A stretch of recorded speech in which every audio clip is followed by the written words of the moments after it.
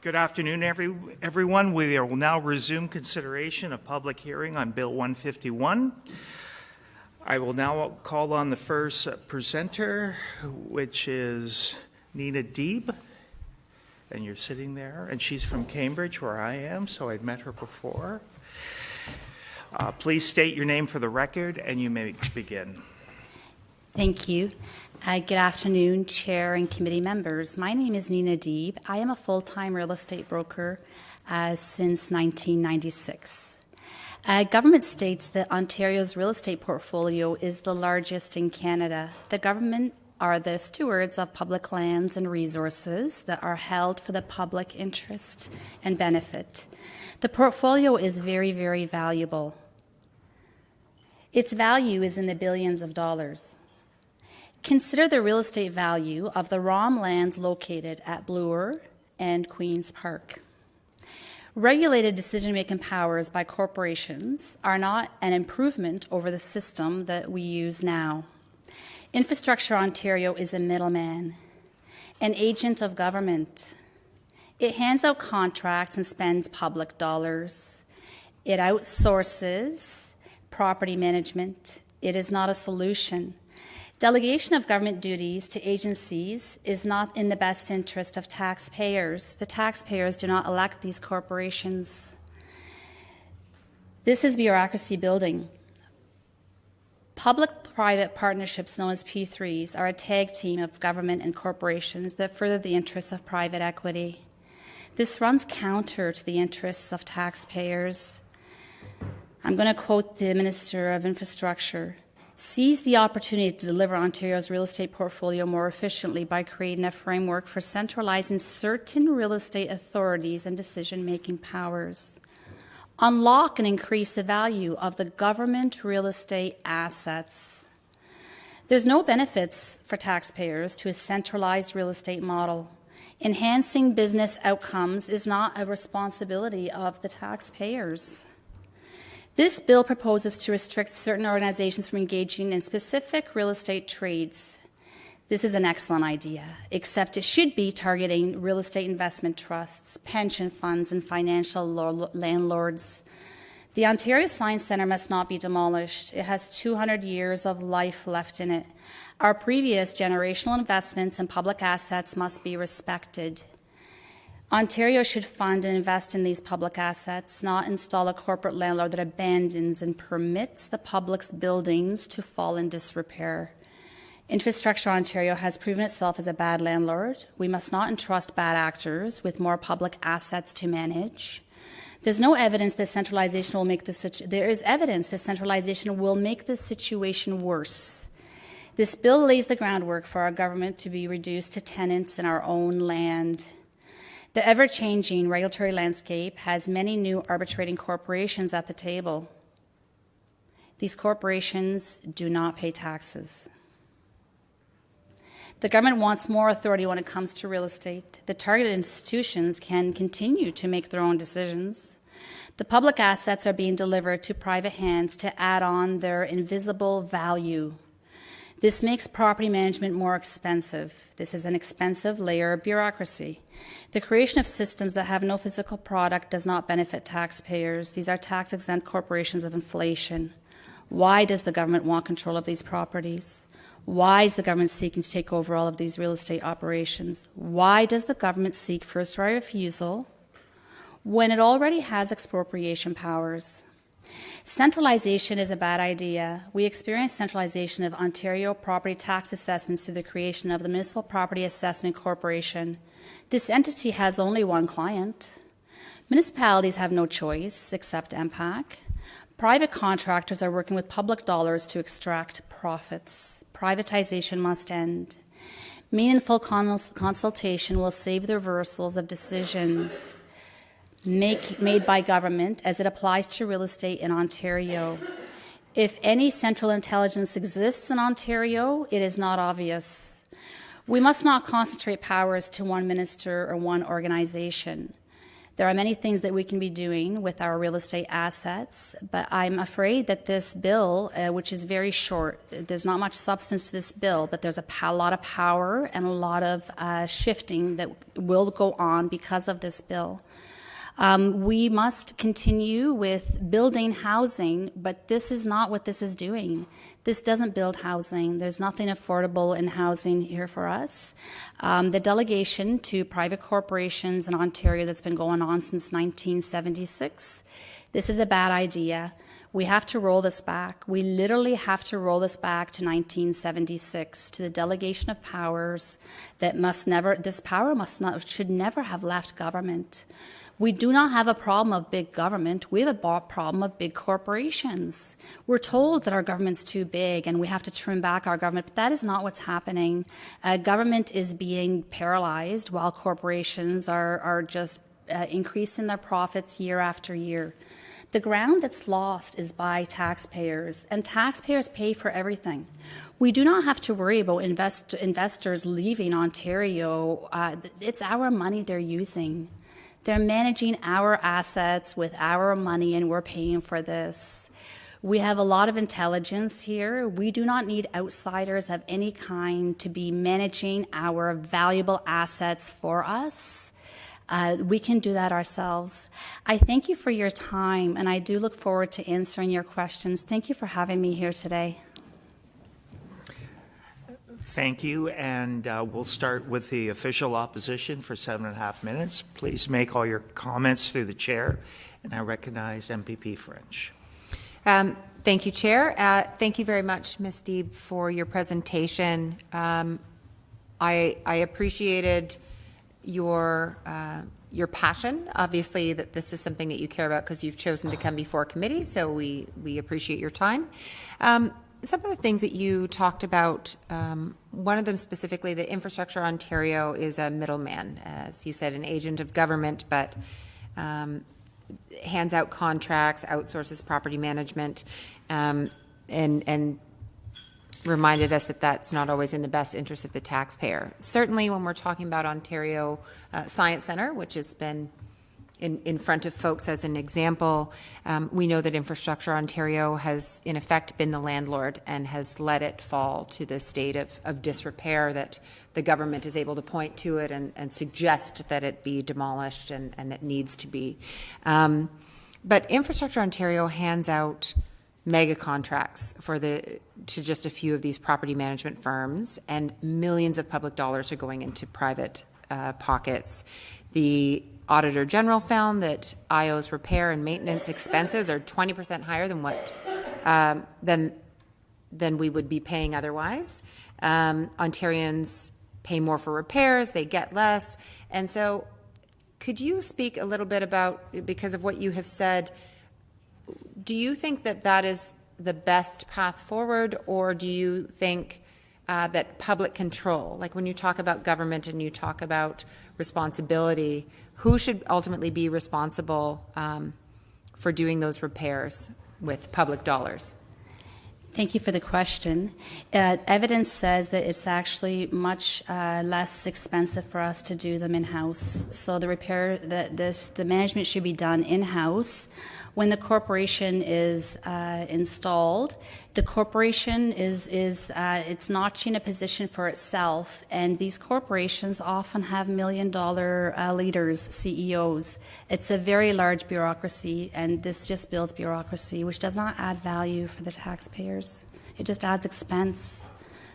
Thank you. You had also commented about the Ontario Science Centre, and I would like to know why you have, or where that opinion comes from, where that that interest comes from. Is that your community, or? Actually, no. The Ontario Science Centre, I consider a part of the education system. So my parents paid to build this for generations to come. And my children did not even attend the Ontario Science Centre through their schools. The only reason my children went to the Ontario Science Centre is because I took them. As far as if we were looking for more attendance at the Ontario Science Centre, that can be done through the education system. If it's in the plan to take students at a certain age to the Ontario Science Centre, which is what I had. That's the education system that I had. I was taken to the Ontario Science Centre on a bus from Cambridge, Ontario, twice. So I knew to take my children there because I had visited it myself, but my children would not have had that experience if I had not driven them from Cambridge, Ontario to the Ontario Science Centre for them to have that experience. These are assets that are underused. These are public assets that are underused. We can't say they're underused and not be installing a system within our education system to take the students to this educational institute. That's my interest in the Ontario Science Centre, and also the auditor's report on the Ontario Science Centre. I did read that. Okay, thank you. Another comment that you had made about Infrastructure Ontario being a bad landlord, and that they shouldn't have, I think you said, other assets. And it's certainly something that I've been talking about as the infrastructure critic, that when we can point to the Auditor General's examples of problematic property management and ways that Infrastructure Ontario could do better, or ways that the ministry could do better, and we don't see the government following through on those on those ideas and initiatives. I guess I'm wondering, as a member of the public, or drawing from your professional experience, how did you arrive at that, or what do you see if we're giving more power, centralizing more power? Like, what do you see the problem being? I'm afraid that we could be setting the stage for the sale of these properties. That's my concern with this bill.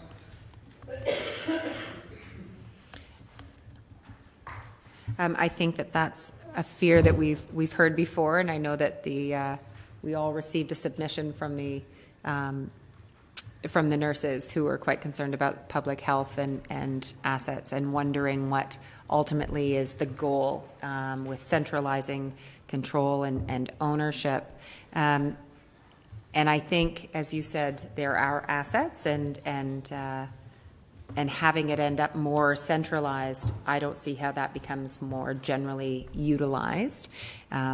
Is there anything further that you would like to add that you didn't have a chance to in your presentation?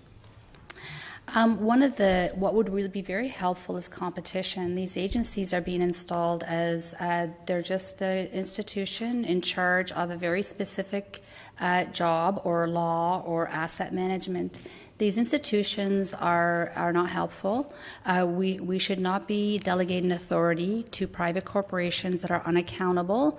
We do not elect these corporations. We elect members of parliament, and when we elect members of parliament to be making decisions, the best decisions for the people of Ontario, we're expecting that you're going to do the job. We're not expecting you to delegate your jobs to corporations that remain after the members of parliament are either retired or no longer politicians. These corporations remain after the politicians are gone. So we're building a very huge bureaucracy in Ontario. There's over 100, I have them at around 112 corporations right now. All these corporations are not necessary. None of them are really providing any benefit to the taxpayers of Ontario. So we're adding lots of inflation and we're permitting them to not pay taxes. Okay, thank you very much. And I think I'm out of town. Or You have I'm 29 out of town. seconds. Sorry, wishful thinking. Out of time. Okay, thank you. All right. We'll now go to the independent member, and I recognize MPP Brady. Thank you, Chairman, and thank you, Nina, for driving in today to present before us and on this, and imparting your thoughts on this piece of legislation.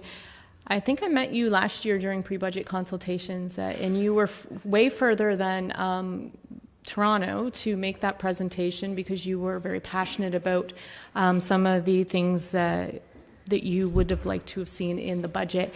And I paid close attention to you, and I've been talking about you over the past year because you were the person who warned us about the commercialization of farmland and hedge funds and equity funds gobbling up farmland in Ontario. And I am beginning to see that in my riding of Haldimand Norfolk. So I pay close attention to what you're saying today, because you were exactly right.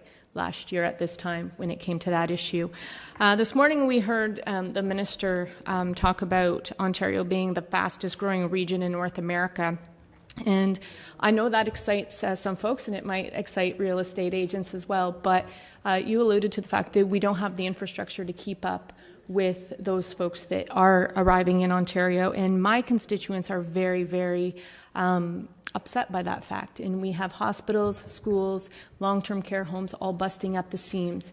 And I think that if this bill were to address some of those key infrastructure problems that we see in every riding across Ontario, the bill would be better received. But you mentioned that Bill 151 is a kind of a tidy, small bill.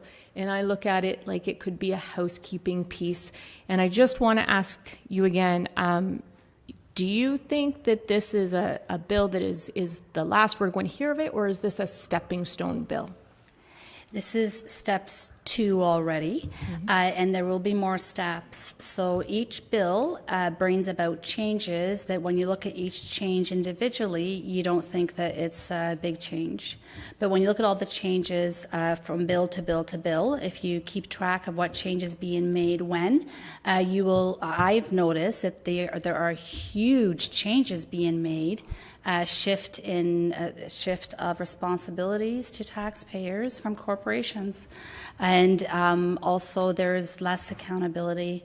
There is, through legislation, I actually reported the delegated authorities are breaking the law. And through legislation last week, they brought in, there was a stipulation to remove being able to sue them. So you can't actually go back on them now. So when the government is told, listen, this is a problem, this is what's going on here, it's been years I've been saying this. And now the legislation that comes out is to protect the corporations that I've complained about. So to me that says we've looked into it and we agree they're breaking the law and we're going to protect them. So this is very concerning to me. It makes me just want to, nothing is going to get by me when I see something like this happening. I come here because I'm looking for improvements. I don't come here because I don't have anything better to do with my time. I'm looking for improvements in my sector. Great. And so that leads me to my second question, and I wholeheartedly believe or agree with you with your sentiments with respect to taxpayer money. I go to a lot of high schools and I speak to a lot of high school kids, and if there's one thing that I can impart to them, it's that there's no such thing as government money. It's your money. It's taxpayer money.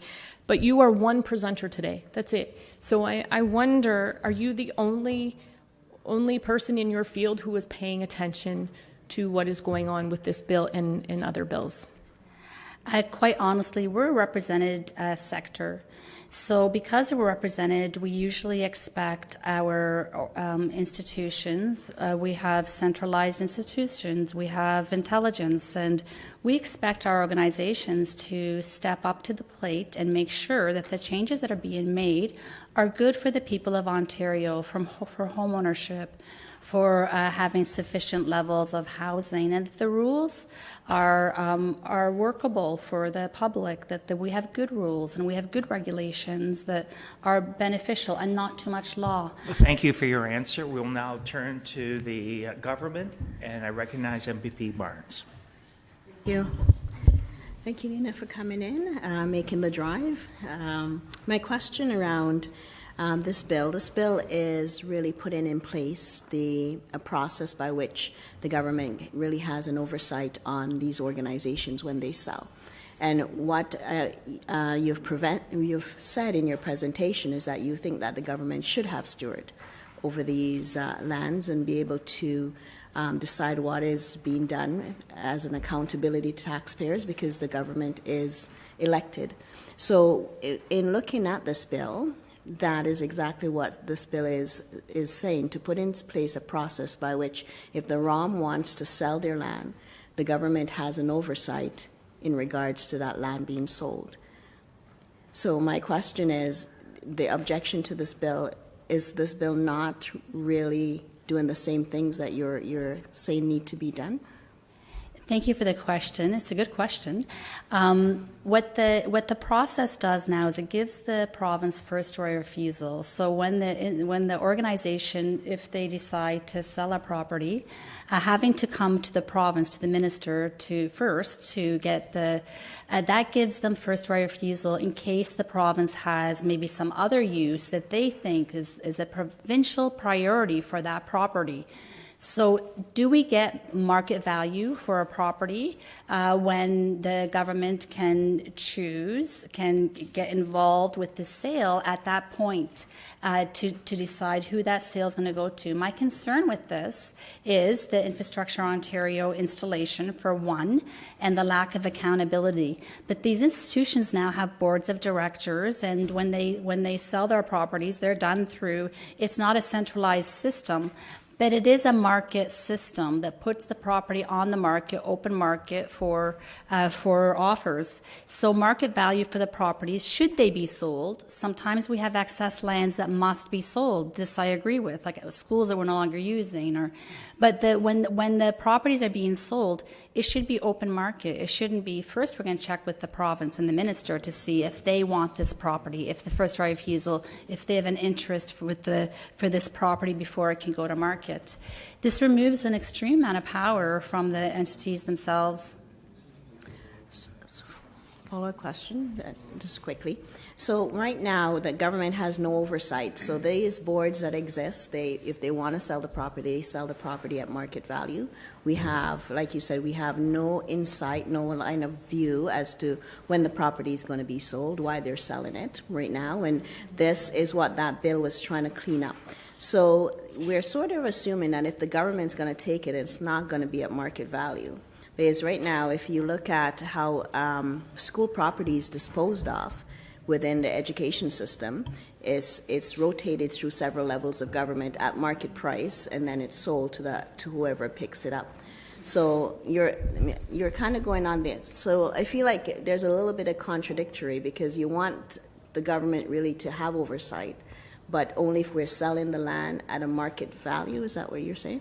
I don't think the province of Ontario should interfere at all in this situation. We already have a system that's working, and by the interference, to me, looks like gentrification. I don't see any other reason why the government would want to interfere at that level. It's very concerning when I see my province. It looks like they're actively involved in gentrification. I recognize MPP Martin. Thank you very much, Chair, and thank you to the witness for driving here from Cambridge and for joining us and giving us your views. You started off by saying that governments are stewards for the public interest. Government is democratically elected, and it's elected with the majority of the votes, and this government was elected with the majority of the votes democratically. So this government is responsible to be the steward of the public interest. Would you agree from what you said? I do agree. Yes. And as a result of that, this government is concerned about the disposition of assets, like real estate assets, which could be disposed of, for example, by a board of the ROM, for example, or any other entity, without any accountability to the people of Ontario, because it's the board that makes the decision to dispose of the asset. So would you not agree that it's good to make the board of the ROM make a decision which would be accountable through the government to the people of Ontario who have an interest in these assets? These are public assets, as you pointed out. They are public assets, but the best stewards is the institution itself that has its vested interest in its own institution. Right. But the institution can be turned into a tenant in its own. To be fair, the institutions will still run their institutions. This is simply about disposal or acquisition of real estate. That's what this bill is about.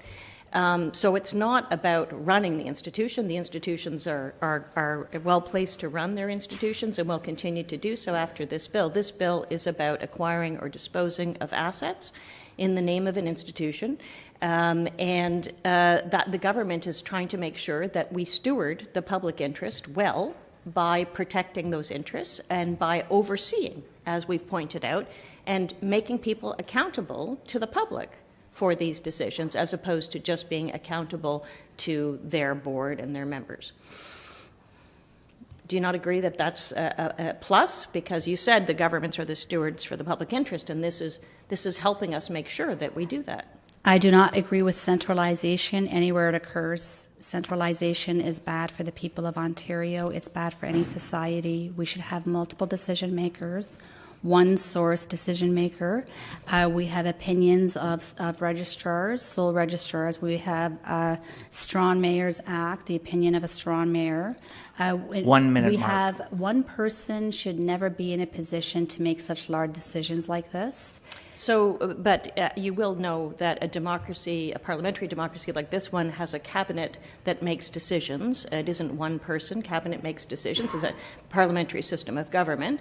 So it isn't one person making decisions. Can I just ask you, do you have some expertise in governance that you're bringing to the table about this? Have you? Yes, I've got experience as both a director, a corporate director. I have franchise experience. I have about 20 disciplines. And did you read the Attorney General's report? Yes, I did. Did you read the 2018 Ernst & Young report? The 2017? 2018 Ernst & Young report? I think that was 2017. I could be wrong, but yes, I did read it because it was referenced. Did you read the 2018 Price Waterhouse report? I did, yes. And the Deloitte's report from 2019? I did. And the McKinsey report after that? I'm going to stop you right there, and we're going to go over to the official opposition for 7.5 minutes, and I recognize MPP Jelias. Thank you so much for coming here today. And I will tap into your real estate experience with my little story. So allow me to put the story out, and then I would like to tap into your knowledge. So I represent a riding in northeastern Ontario. There's lots of mining. Most of the mines are in my riding. There's a new gold mine opening. It's called I Am Gold. They have 1,800 workers. All of them lives in bunkers. Across the street from the mine is the community of Gogama. In the community of Gogama, the province, Infrastructure Ontario, owns 11 properties. So there used to be a police, an OPP station. The government closed the OPP station. So the homes where the police officer used to live is now vacant because we don't have a police. There used to be MNR. There was lots of people who worked, Ministry of Natural Resources. Lots of people who work for the Ministry of Natural Resources. They also had homes there to house the workers. And this was also closed by the previous government. And the house have stood empty. The government pays to have them maintained. There's heat in there. They're on paved road. They have hydro. They have internet, they have sewage and water, they pay to cut the grass, to trim the hedges, to shovel the snow. They're well maintained, they're very nice. So you can imagine with all of those workers, living in a bunker is not always that much fun. So all of those workers coming to that community, they want to buy those homes that sit empty, that are beautiful. So they asked the government, how could we do that? So I wrote to the government. I wrote to 7 of the minister. The minister in charge of infrastructure answered me back and said it would take 1 to 2 years to go through due process before they put those houses up for sale. So after a year, I checked and I said, it's been a year. Are you ready to put them up for sale? Not quite. After 2 years, I wrote again and said, it's been 2 years. Are you going to put those homes up for sale? We had a new Minister of Infrastructure by then. The new Minister of Infrastructure sends me the exact same letter that says that it will take between 1 and 2 years to do due process. In your experience as a real estate person, how long does it take to do due process to put a house up for sale, a house that has been used, well maintained, and where hundreds of people want to buy it? Thank you for the question. It takes me about 1 hour and 15 minutes to post a home for sale on the MLS. So I can sit with you right now and I can have your home posted in 1 hour and 15 minutes on the MLS. So could you what, so why is it that it's been 3 years and 2 months since I first started to write to the minister telling me that they were doing due process? What could take 3 years and 2 months to review in my part of the province, like homes still go for $200,000, $230,000, $250,000 because of where we live. What could take over 3 years to review? What is there to review? There's nothing to review. Those homes could go on the market and they could be sold. Like there's no reason, there's nothing to review. They were already homes, they're operating as homes, they have utilities. There's no reason those homes can't be sold. I fully agree with you, and everybody in Kogama and everybody who wants a home fully agree with you. So the people in my riding are really uncomfortable with the government gaining more control over more real estate because of the delay that we are facing. Is there a chance that the exact same thing, now if Science North, which is it's in Northern Ontario, it's in Sudbury, but it's on the list of property that now will have to have the government okay. Could the government be using the same, we have to go through due process, and 3 years and 2 months later, a piece of property that they want to sell will still be going through due process? Am I... We have due process, but the due process isn't always followed. That's what I have found within the delegated authorities is we have laws and we have regulations and we have process, but the process itself is it's a delayer, a denier, and an inflator. That's how I see the process. Every process I look at, it's actually a tribunal process usually, but they delay, deny, and distract, and it makes it more expensive. It inflates all those years of those homes sitting empty. Those are not being used. Everything's being used up in the house. The roof's being used up. The furnace being used up. It's just sitting there wasting away. I don't see that as any different than burning your crops. We should be using these assets. Those houses are sitting there vacant. It's very. We should be using every home that is sitting vacant. No home should be sitting vacant. We have a housing crisis. We have a housing crisis in Northern Ontario also, and I fully agree with you. A lot of what the Auditor General 2017, you read the report, so did I, a lot of the criticism from the Auditor General was directed at Infrastructure Ontario and why they subcontract a lot of the work that needs to be done for maintenance, for management of property. Do you see a role to basically bring value to the taxpayers through some of the recommendations that the Auditor General has done? I think the Auditor General's recommendations are excellent, and I think that her recommendations should have been taken seriously. But often, 1 minute mark. about maybe 70 to 80% of the recommendations are taken, just they're handpicked through. The ones that are liked and the ones that aren't liked are put to the side. But we should have taken all of her advice from that. That was a well-written report, and she made excellent points in there. I agree. There was value for money that could be acted upon. Have you seen any of those in this piece of legislation in front of us? No, I don't see anything here. No, neither do I. This is not a piece of legislation that will bring value for the taxpayers' money, but it certainly opens the door for some people to benefit at the expense of everybody else. Would you agree? Yes, it's a very small group that will benefit. For the taxpayers are on the giving side, and the benefactors is a very small group. I agree. Thank you. Thank you. We'll now move on to the independent member, and I recognize MPP Samjay. Thank you, Chair. Good afternoon. Thank you very much for taking the time to share your expertise with us. You know, I start from a position in which I believe that everyone is here because they want to do good. And recognizing that, I can imagine that there is a world in which well-intentioned people would say the current system of real estate management for these public institutions needs some improvement. May I ask, what is your perspective on that? How is it working right now? Would you recommend any changes at all?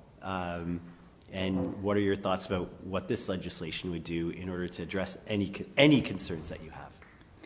Thank you for the question. I've actually written a report called the Affordable Generational Housing Affordability Analysis with 14 recommendations.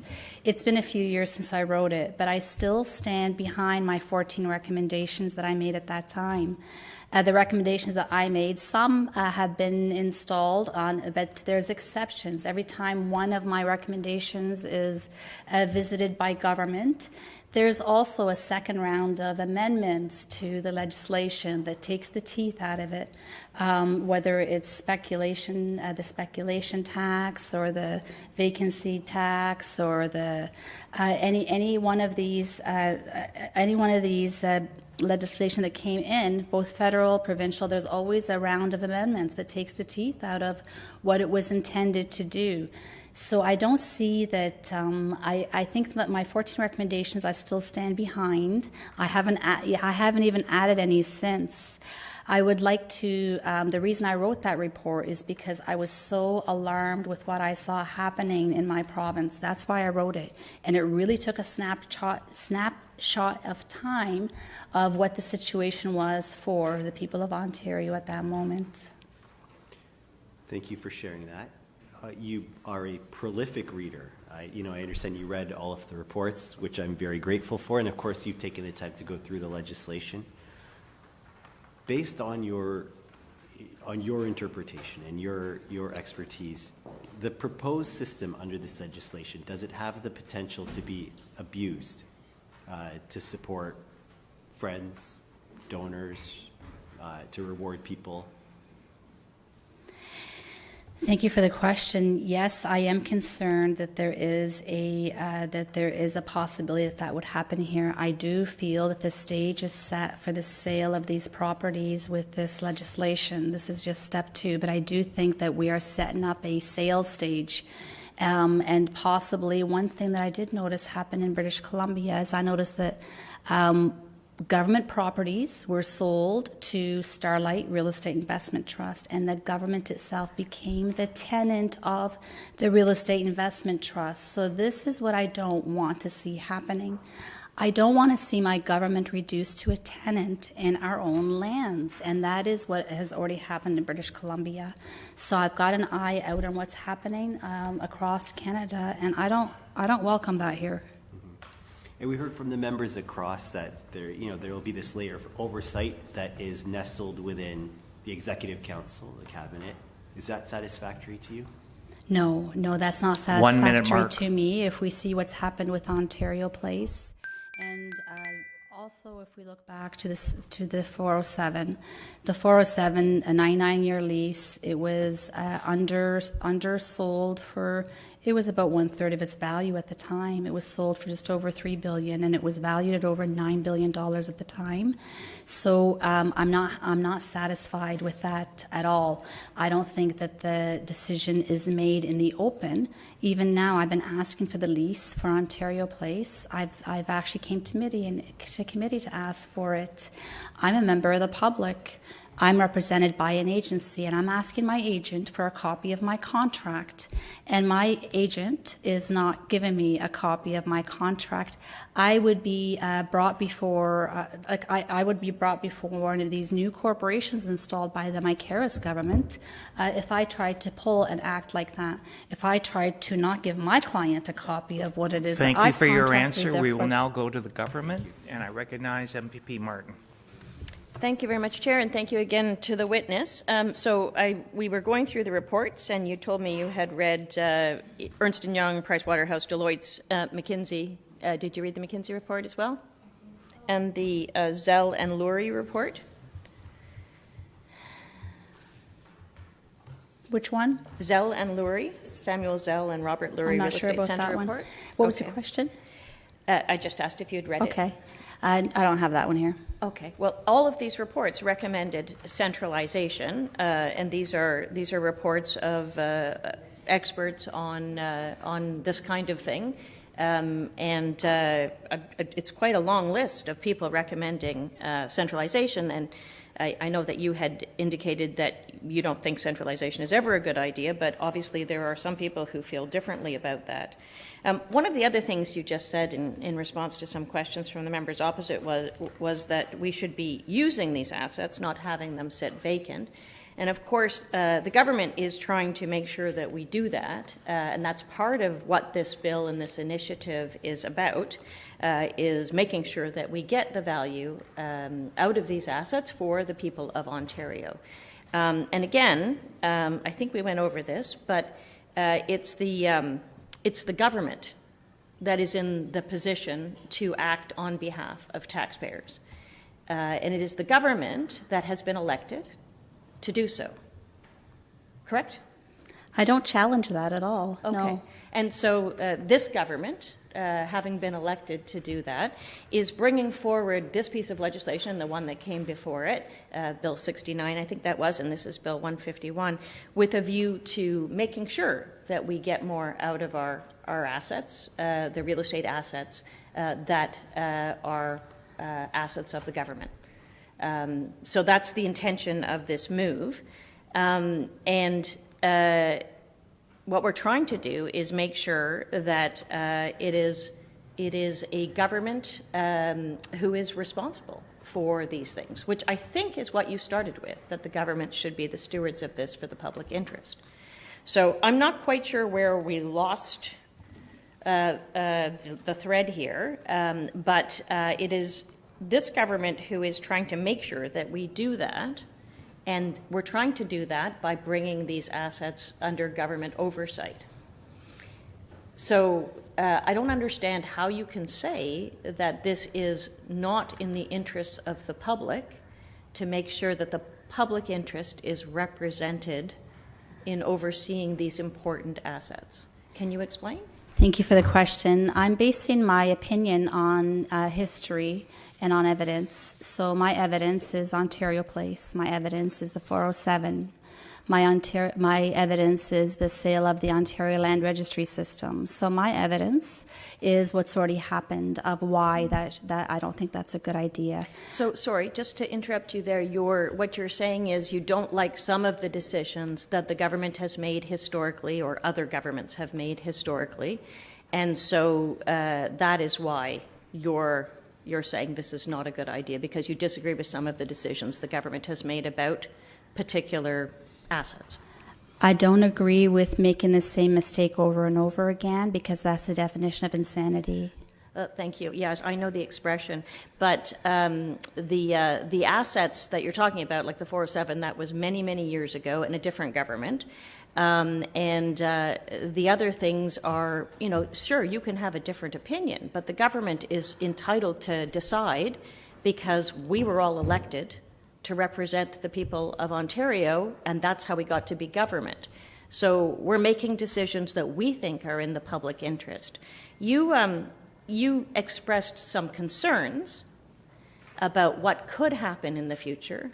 The government might sell these assets and not get a good market value for them. The government might do what they did in BC and sell assets to some Starlight real estate investment trust or something. That's what I wrote down. But you don't know that that's at all what the government is intending to do. You're speculating.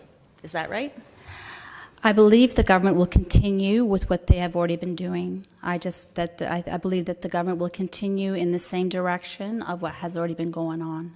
That's true. The government will continue to be a conservative government and to work hard to get the best value for taxpayers from all of the assets owned by the public, and try to make sure we have oversight over government assets these assets to make sure that they are stewarded properly.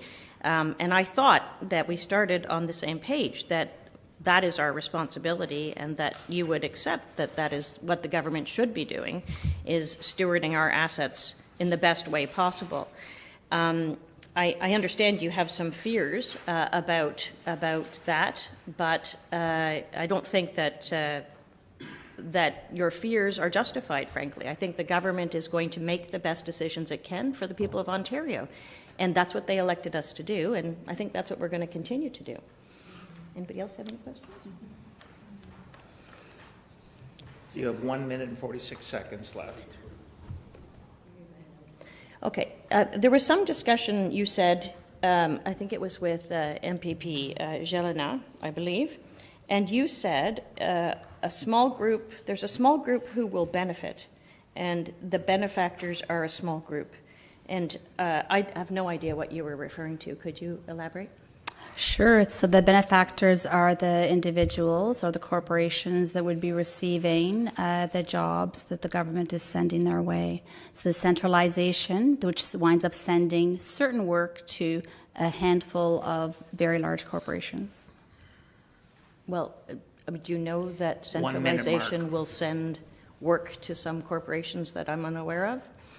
Well, sometimes it's only one corporation, like MPAC, so that sends all of the assessments of Ontario to just one corporation. So that's centralization. I see. And so you would prefer that there be a bunch of disparate groups deciding on people's property values and not have any government oversight or control over getting one fair answer for everybody because it's from the same group. You prefer that it be from a whole bunch of different groups having different answers. That's a better system? Quite honestly, we had a much better system before MPAC, and it was municipal system. It was local. This was centralization by the province to one entity that the municipalities had no choice in. They have to use MPAC. It's a monopoly. And so you think it's better to have that decided at a whole bunch of different local things, and you think it would be improvement, for example, with the case of MPAC, to go back to those local decision-making. That's your view. It actually is an improvement. We went backwards. Okay. And do you feel that way about everything? So I guess you do, because you said you don't like centralization. Thank you for your comments. This concludes our business for today. Thank you again to Ms. Deeb for coming in. The committee will now be adjourned till 9 a.m. on Wednesday, February 21st, 2024, when we will begin clause-by-clause consideration of Bill 151.